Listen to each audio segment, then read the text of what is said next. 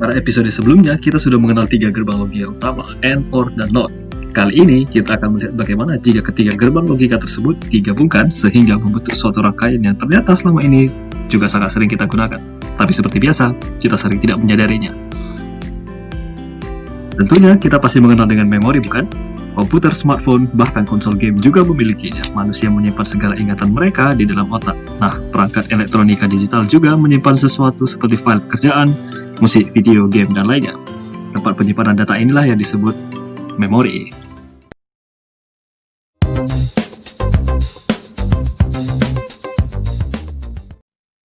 Memori.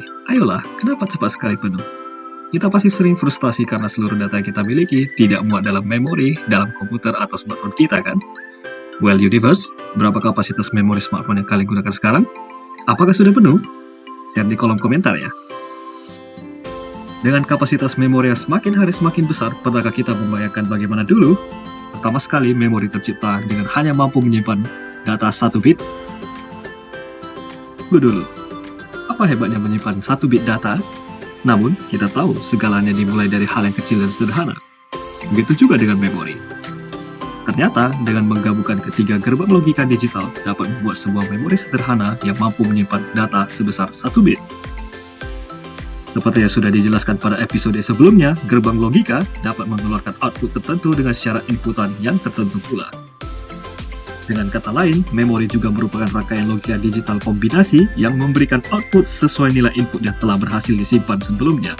Ingat, kata kunci utama dalam episode kali ini adalah simpan, sesuai fungsi memori itu sendiri untuk menyimpan data. Oke, kita bahas topik utama kita. Bagaimana gerbang logika dikombinasikan sehingga dapat menyimpan data. Kita akan mengombinasikan gerbang AND, OR, NOT dengan konfigurasi yang disebut AND, OR, latch. Terdapat 2 input, yaitu set dan reset, di mana set digunakan untuk mengubah output menjadi logika 1, dan reset digunakan untuk mengubah output menjadi logika 0. Jika kedua inputan berlogika 0, maka rangkaian ini akan menghasilkan output yang sama seperti output sebelumnya, yang berarti rangkaian ini mengingat 1 bit data terakhir. Bukankah ini memori? Kondisi di mana kita memasukkan data ke dalam memori dinamakan write atau tulis, sementara kondisi di mana kita mengeluarkan data ke luar memori dinamakan read atau baca. 2 input set dan reset untuk memberi inputan logika 1 dan 0 akan sangat membingungkan jika digunakan secara luas. Untuk itu, kita akan menambahkan rangkaian kombinasi lain ke rangkaian sebelumnya, sehingga kita hanya memiliki 1 jalur input untuk logika 1 maupun 0. Tidak lupa, kita juga memiliki 1 inputan lain untuk mengatur apakah memori dapat ditulis ataukah tetap menyimpan data yang terakhir ditulis. Kita namakan write enable. Rangkaian ini dinamakan gated latch. Dengan rangkaian kombinasi ini, memudahkan kita untuk menyimpan data 1 bit ke dalam memori. Memori hanya akan menyimpan data baru dari input jika write enable bernilai logika 1. Jika write enable berlogika 0, tidak peduli apapun data input, nilai yang sebelumnya tersimpan dalam memori tidak akan berubah. Tentunya, rangkaian ini lebih layak dikatakan sebagai memori 1 bit jika dibandingkan dengan rangkaian AND OR latch sebelumnya. Apakah ini cukup? Tentu tidak.